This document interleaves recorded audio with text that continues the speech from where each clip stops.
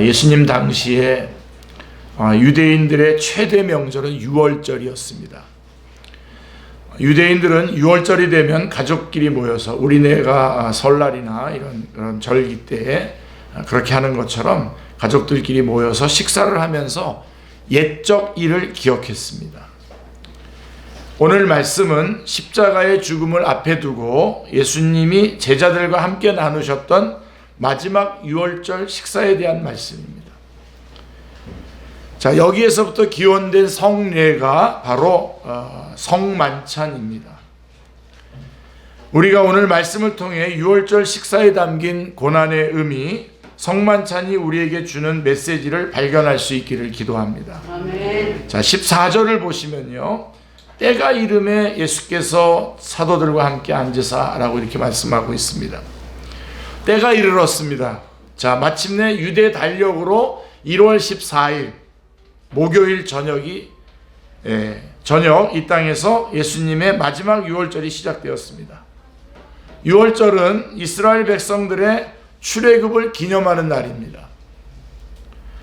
기념하는 절기입니다. 죽음의 사자가 애굽의 모든 장자를 심판하여 죽게 할 때에 이스라엘 백성들은 희생을 당한 어린 양의 피를 문설주, 좌우설주에다가 상인방에다가 바르는 덕분에 죽지 않고 살았습니다. 그래서 이 사건을 기념하기 위해서 그들은 해마다 유월절이 되면 어린 양을 잡아서 가족과 함께 저녁 식사를 했습니다.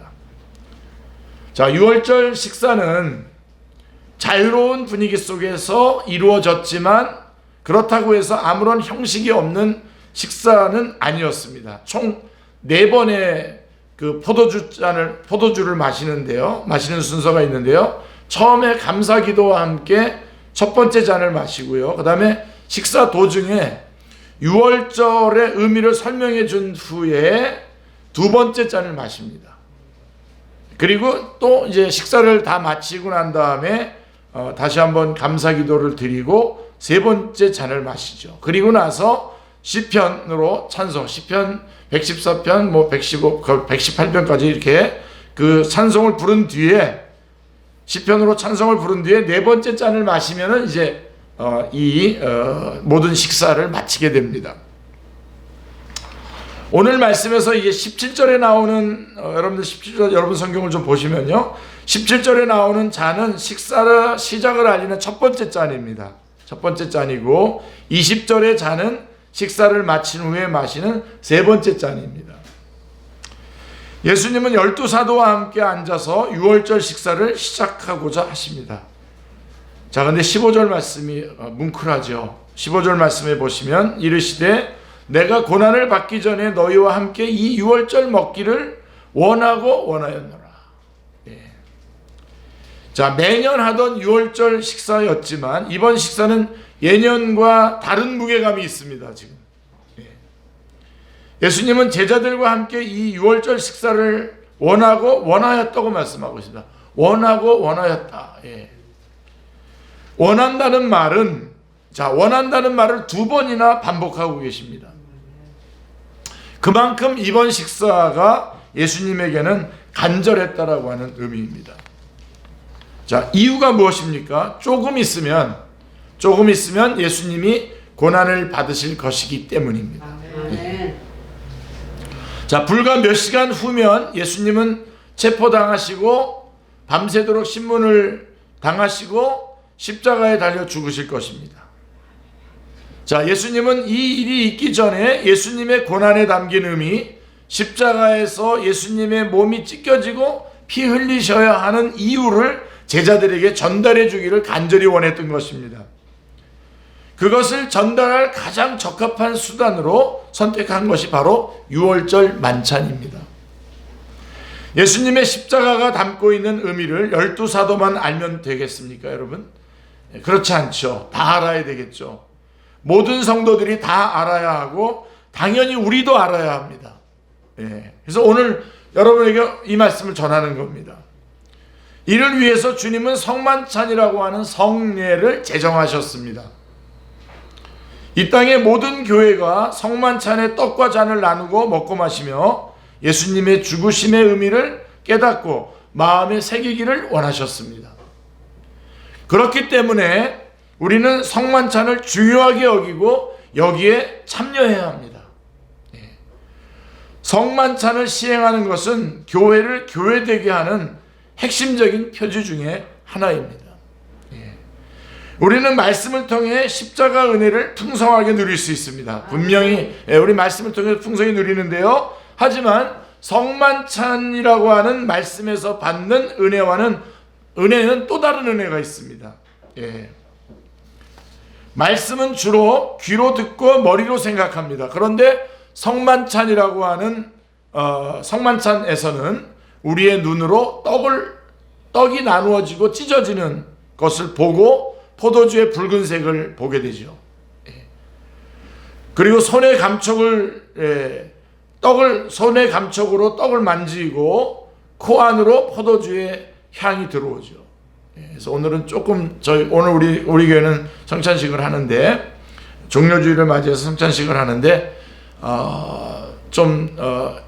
전과 하던 방법, 전에 원래 처음에 했었던 방법대로 좀 하려고 합니다. 제가 여기 있고 우리 마침 또 우리 이영란 집사님도 예쁘게 양복도 안 입고 오신 것 같아서 그래서 여러분들이 나와서 이렇게 떡과 잔을 가지고 가서 자리에서 같이 이렇게 여기 나와서 가져가는, 그래서 그런 것을 실제로 체험하면서 또 얻는 하나님의 말씀이 있는 것이죠. 그래서 우리의 모든 감각기관이 거의 총동원되다시피 하죠. 온몸으로 십자가의 은혜를 경험할 수 있는 통로가 바로 성만찬이라고 할 수가 있습니다. 자, 그러면 성만찬은 얼마나 자주 합니까? 얼마나 자주 할까요? 얼마나 자주 해야 되나요?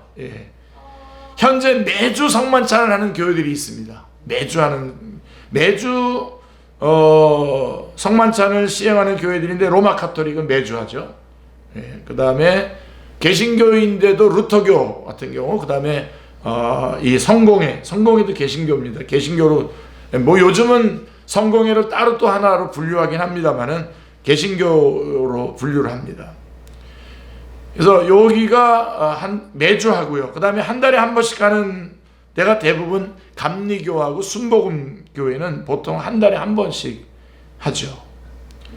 한국교회의 다수를 차지하고 있는 장로교는 칼빈이 제네바시에서 했던 전례를 따라서 1년에 4번 정도, 절기 때마다 4번 이렇게 시행을 했습니다.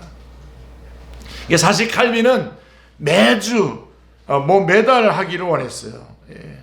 그렇게 자주 하기를 원했지만 과격한 종교개혁자였던 찌빙글리의 의견이 영향을 받은 제네바 의회가 격렬하게 반대했기 때문에 결국은 타협할 수밖에 없어서 4번 했습니다. 우리 교회는 지난해까지만 해도 새신자가 생길 때마다 새신자에게 세례를 주는 그 주에 성만찬을 시행했습니다. 그리고 올해부터는 바꿨습니다. 올해부터는 매달 한 번씩 성만찬을 시행하려고 합니다. 그래서 지금 계속 지켜오고 있습니다. 그리고 오늘이 이제 4월달인데 성만찬식을 할 겁니다. 자, 우리는 성만찬의 자리 가운데에 예수님이 영적으로 임재한다는 것을 믿어야 합니다. 아멘. 우리 이제 개신교의 대부분, 또 특별히 우리 장로교 같은 경우는 영적 임재설이죠. 영적 임재. 기념설도 있고 여러 가지 있습니다만은 성만찬 자리에 예수님이 영적으로 임재한다는 것을 믿습니다. 그렇죠? 아멘. 성만찬을 통해 우리에게 하늘의 복이 부어진다는 것을 믿어야 합니다. 아멘. 우리는 믿는 만큼 성만찬의 은혜를 누릴 수 있습니다. 아멘.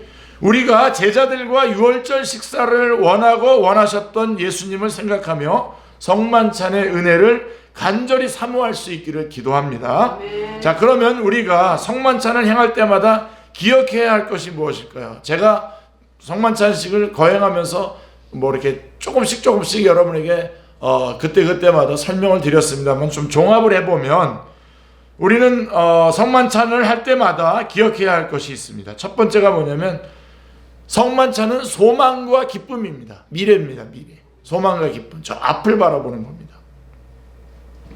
자, 이제 예수님은 다음 해에 다음 해 6월절에 예수님은 제자들과 얼굴과 얼굴을 대하면서 식사하실 수 없습니다. 지금. 왜냐하면 예수님은 곧 십자가에 죽으시고 사흘 만에 부활하셨다가 승천하여 제자들의 곁을 떠나실 것이기 때문입니다. 그러면 이 6월절 식사는 그들과 함께할 마지막 식사일까요? 그러면 이게 지금 하고 있는 이 6월절 식사는 마지막 식사일까요? 자, 16절에 보시면 16절 말씀을 잘못 해석하시는 분들이 좀 있던데 16절을 보시면 내가 너희에게 이르노니 이 6월절이 하나님의 나라에서 이루기까지 다시 먹지 아니하리라 하시고 이렇게 말씀하고 있습니다. 예.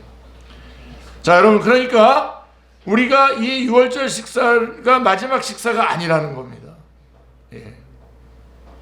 이번이 마지막이 아닙니다. 이 6월절이 하나님의 나라에서 이루어지는 날까지 유보가 될 뿐이죠. 예. 자, 그날이 언제입니까? 예, 우리가 다시 먹는 날이 언제입니까? 그날은 6월절의 의미가 완성되는 날. 예수님을 통해서 하나님이 자기 백성들의 죄를 넘어가시고 자기와 화목을 이루시는 일이 완전히 성취되는 날, 우리는 다시 이 잔을 먹게 될 것입니다. 예수님은 18절에서 그날이 언제인지 한 번 더 부연 설명해 주고 있는데요. 내가 너희에게 이르노니 내가 이제부터 하나님의 나라가 임할 때까지 포도나무에서 난 것을 다시 마시지 아니하리라 하시고 라고 말씀하고 있습니다. 자, 그날은 어떤 날이냐면 하나님의 나라가 임하는 날. 예. 예수님은 그날이 올 때까지 포도나무에서 난 것을 다시 마시지 않겠노라고 선언하십니다. 예수님의 선언은 포도주를 마시지 않는 것에 초점이 있는 것이 아닙니다. 예. 포도주를 마시지 않는 것에 초점이 있지 않고요. 하나님의 나라가 임할 때에 제자들과 함께 마실 그날을 갈망하는 데에 지금 초점이 있는 것입니다. 아멘이죠? 아멘. 예. 그날에 예수님은 제자들과 새로운 포도주를 함께 마실 것입니다. 아멘. 성경은 일관되게 하나님의 나라가 완성되는 날에 하나님의 나라에서 큰 잔치가 열릴 것을 예고하고 있습니다. 우리 요한계시록에는 이걸 뭐라고 얘기하고 있죠? 어린 양의 혼인잔치. 이 잔치의 주인공은 당연히 우리를 위해서 죽임을 당하신 하나님의 어린 양 예수 그리스도이십니다. 어린 양의 혼인잔치입니다. 그날이 오면 우리는 그 잔치에 참여하게 될 것입니다. 꿈에도 그리던 예수님을 얼굴과 얼굴로 대하여 보게 될 것입니다. 예수님과 함께 생명나무의 열매로 만든 음식을 먹고 천국산 포도주를 마시게 될 것입니다.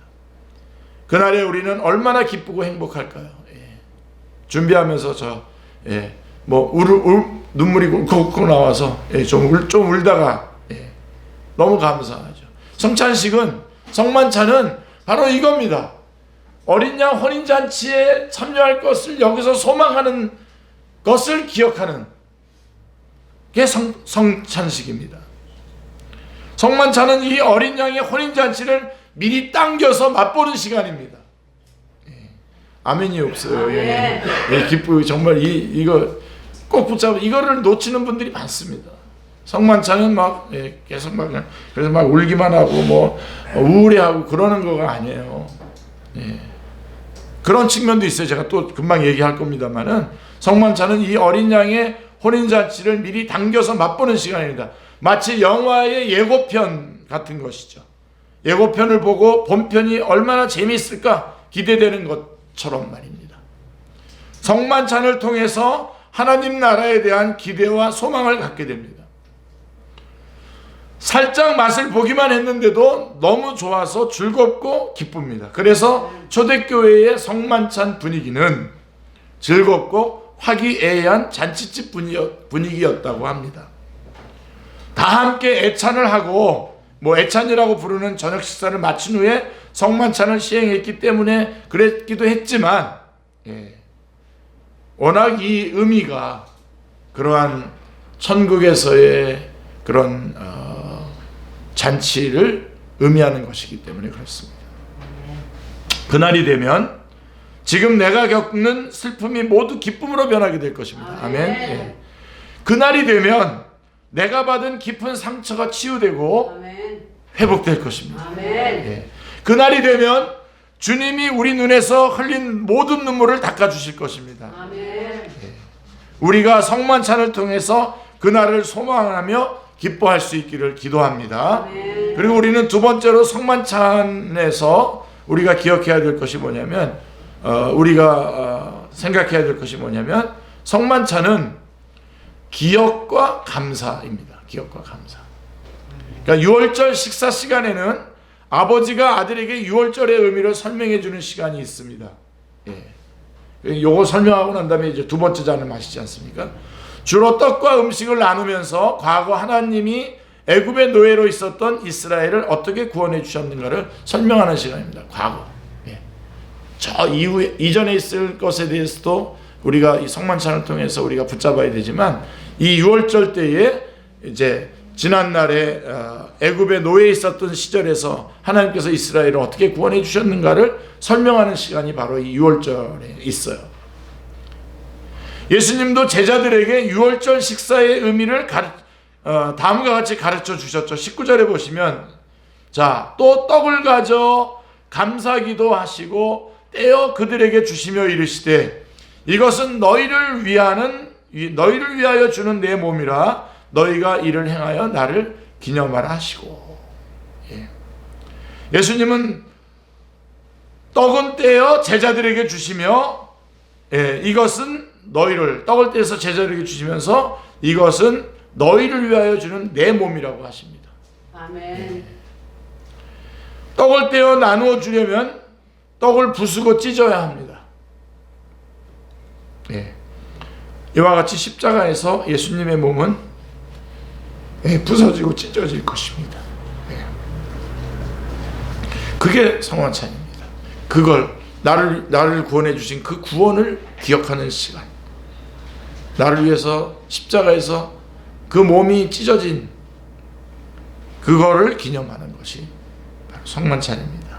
자, 왜 이렇게 하십니까? 우리 주님께서 그렇게 하시는 이유가 무엇입니까? 예수님이 내 안에 들어오셔야 되는, 이렇게 십자가에서 예수님의 몸은 부서지고 찢겨질 것인데, 그래서 그 떡을 먹을 때에 먹음으로써 예수님이 내 안에 들어오셔야만 우리에게 생명이 있기 때문입니다. 아멘. 그래서 그렇게 하신 겁니다. 아멘. 우리가 밥을 먹어야 살 수 있듯이 예수님을 먹어야만 우리가 영생을 얻을 수 있기 때문입니다. 아멘.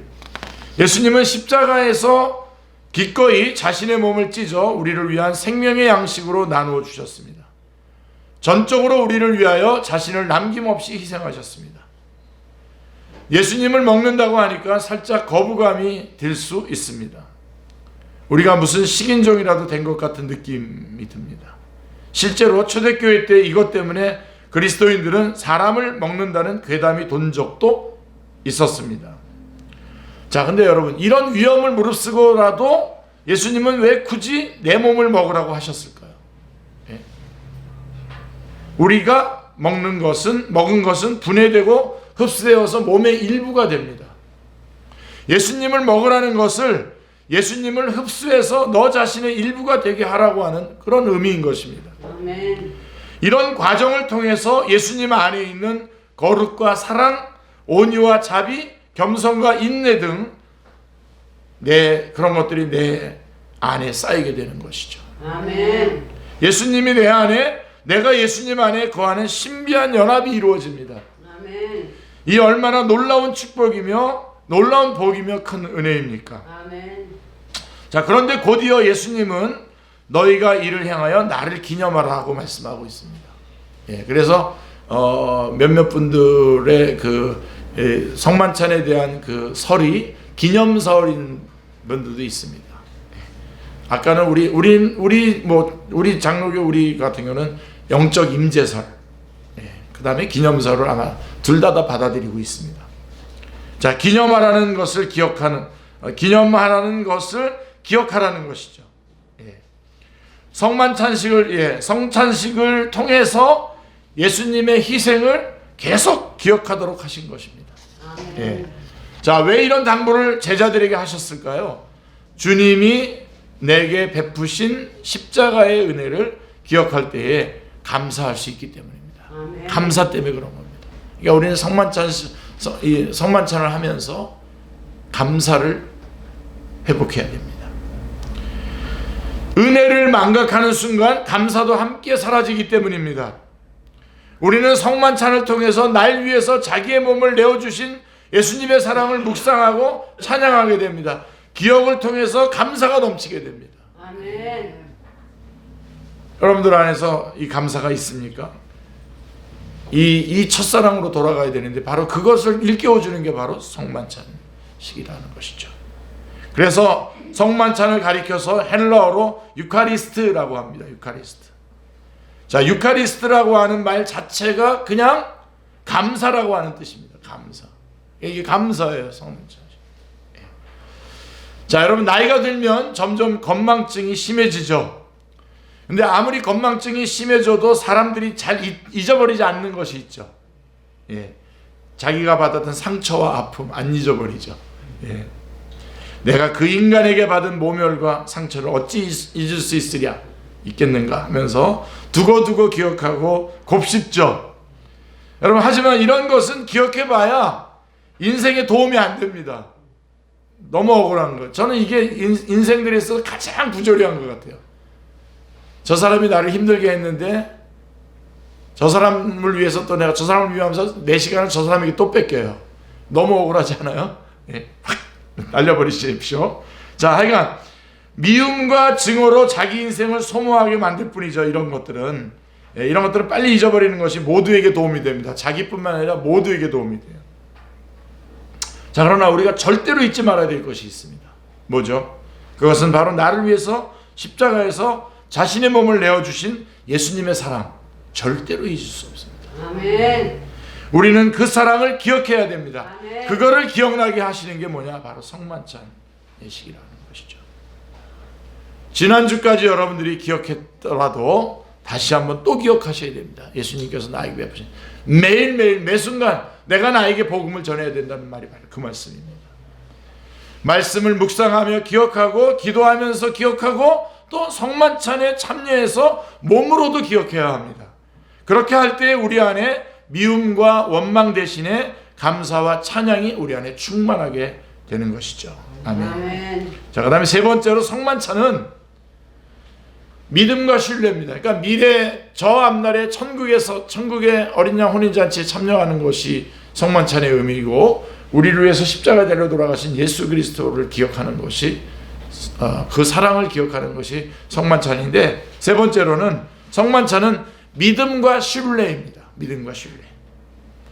식사를 마친 후에 예수님은 세 번째 잔에 포도주를 따라 부으신 후에 제자들에게 다음과 같이 말했습니다. 20절 말씀해 보시면 저녁 먹은 후에 잔도 그와 같이 하여 이르되 이 잔은 내 피로 세우는 새 언약이니 곧 너희를 위하여 붓는 것이다.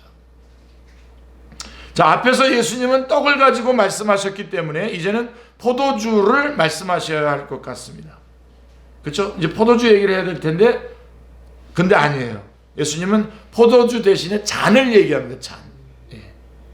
그 이유가 무엇일까요? 이는 포도주를 잔에 담기 위해서 흘려서 부어야 하듯이 예수님께서 십자가 위에서 피를 흘리시고 그 피가 땅에 부어질 것이기 때문입니다. 그러면 예수님이 십자가에서 흘리신 피에는 어떤 의미가 있습니까? 예수님은 이 잔은 내 피로 세우는 새 언약이라고 말씀하고 있습니다. 자, 이 말씀은 이제 여러분 결론적으로 여러분들이 좀 붙잡고 나가셔야 됩니다. 새 언약이라고 합니다. 요즘에는 계약 체결을 보통 서명 날인하는 것으로 끝이 나죠. 뭐 이것으로 부족하면 법무사에게 가서 공증을 받기도 하죠. 그런데 고대에서는 언약을 체결한 후에 이것을 확고하게 하기 위해서 주로 양이나 소 같은 짐승의 피를 흘려서 사방에 뿌렸습니다. 자, 사람들이 굳은 결의를 할 때에도 다질 때에 손가락을 깨물어서 자기 피로 혈서를 쓰는 것과 이와 비슷한 맥락으로 볼 수 있죠. 대부분가요? 그 영화에 화면에서는 제가 좀 놓쳤던 것 같은데 좀 서로 의견이 다른 사람들끼리 다들 손가락 잘라가지고 피를 한 컵에다 다 넣고선 흔들어서 조금씩 다 마시잖아요. 예? 예, 뭐 그러고서도 다시 또 배반해가지고 자기네들 막 죽이는 게 그런 건데요. 근데 어쨌든 피를 흘려야 언약을 견고하게 할 수 있었습니다. 출애굽기에 보면 하나님과 이스라엘 백성은 시내산에서 언약 체결식을 맺는 장면이 나오는데요. 이스라엘 백성이 하나님의 법에 순종하면 하나님은 그들의 하나님이 되시겠다는 내용의 언약이었습니다. 자, 언약은 돌판에 새겨졌고 언약을 확실하게 하기 위해서 짐승의 피가 뿌려졌습니다. 이것이 바로 옛 언약입니다. 자, 여기서부터 잘 여러분 보세요. 자, 그럼 옛 언약은 어떻게 됐죠? 예, 하나님은 신실하게 자신의 약속을 잘 지키셨죠. 옛 언약. 근데 이스라엘 백성은 어떻게 했습니까? 언약의 의무를 모두 다 깨뜨려버렸습니다. 헛된 우상을 숭배하고 하나님의 법을 지켰습니다. 그렇죠? 지키지 않았어요. 예. 우상 숭배를 하고 하나님의 법을 지키지 않았어요. 그러니까 이렇게 해서 옛 언약은 무효가 되고 말았어요. 예. 옛 언약은 인간의 연약함과 죄 때문에 철저하게 실패하고 말았습니다. 자, 그러면 더불어서 구원의 소망도 같이 사라진 것일까요? 예, 여러분들의 실력이 여기서 좀 나오는 겁니다. 네, 그렇지 않죠.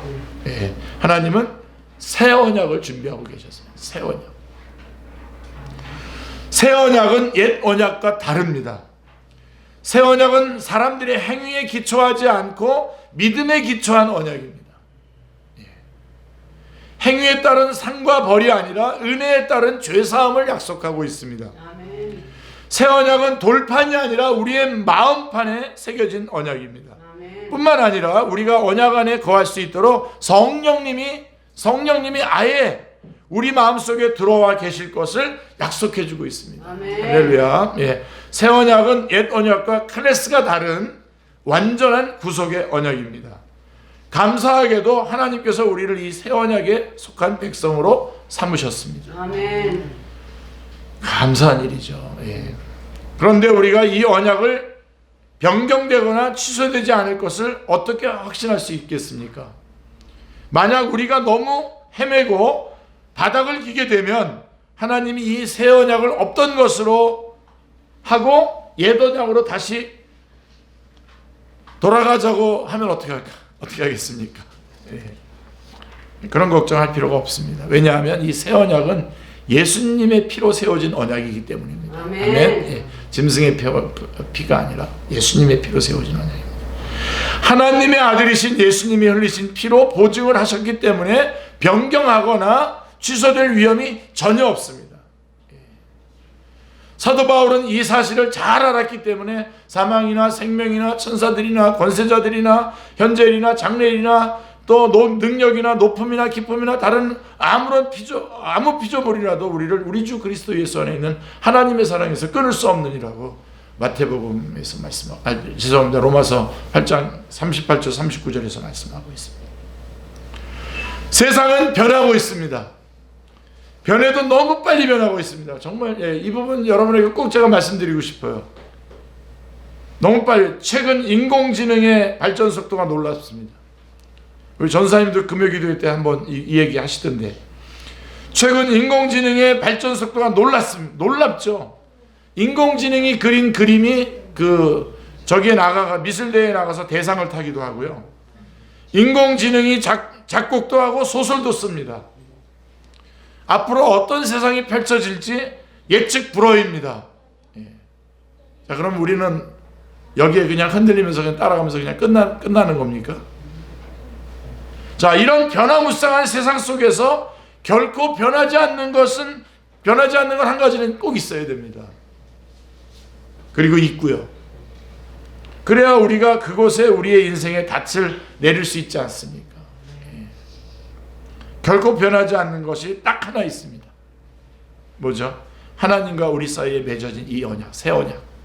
아멘. 예수 그리스도의 보혈로, 예수 그리스도의 피로 우리를 구원해 주신 이 새 언약은 결코 변하지 않습니다. 아멘. 만약에 우리 인간들이 달나라에 가서 산다고 하더라도 거기에서도 이 새 언약은 필요합니다. 아멘. 우리의 모든 죄를 용서하시고 우리를 영원한 하나님의 나라로 인도하시겠다고 하신 그 언약 말입니다. 이 언약은 예수님의 피로 세운 언약이기 때문에 절대 변하지 않을 것입니다. 우리는 성만찬에서 참여하여 잔을 나눌 때마다 이 사실을 재확인하게 됩니다. 내가 일생 믿고 의지하고 신뢰할 만한 유일한 약속이 여기 있다는 것을 발견합니다. 우리가 이 약속을 믿는 믿음으로 살 수 있기를 기도합니다. 자, 지금까지 우리는 성만찬이 가지는 세 가지 의미를 살펴보았습니다. 자, 성만찬은 첫째로 소망과 기쁨입니다. 이것은 성만찬의 미래지향적인 의미라고 말할 수 있겠습니다. 그리고 두 번째로 성만찬은 기억과 감사입니다. 이 성만찬의 과거 회상적인 의미라고 할 수가 있겠습니다. 그리고 셋째로 성만찬은 믿음과 신뢰입니다. 이것은 성만찬의 현재 진행형적인 의미라고 말할 수 있습니다. 자, 이렇게 보면 예수님이 친히 제정하신 이 성만찬 규례는 예수님의 십자가 사건이 지닌 그 과거와 현재와 미래의 모든 의미를 다 담고 있다는 것을 알 수가 있습니다. 성만찬은 의미를 아는 만큼 그 은혜를 누릴 수 있습니다. 아멘. 그래서 오늘 우리는 이 성만찬의 의미를 잘 알고, 이제 성만찬의 다채로운 의미를 알게 되었지 않습니까? 지금 제가 여러분에게 세 가지로 이렇게 정리해서 말씀드려 줬는데, 우리 가운데 이 성만찬의 은혜가 더 풍성해질 줄로 믿습니다. 아멘. 풍성해지길 바랍니다. 오늘 우리는 우리 교회는 성만찬을 합니다. 성만찬을 통해 나를 위해 자기 몸을 찢어내어 주신 예수님의 희생적인 사랑을 기억하고 감사할 수 있기를 기도합니다. 아멘. 성만찬을 통해 우리가 그리스도의 피로 맺어진 새 언약의 백성임을 확인하고 나의 영원하신 기업이신 하나님을 믿고 신뢰할 수 있기를 기도합니다. 아멘. 기도하겠습니다. 하나님 아버지,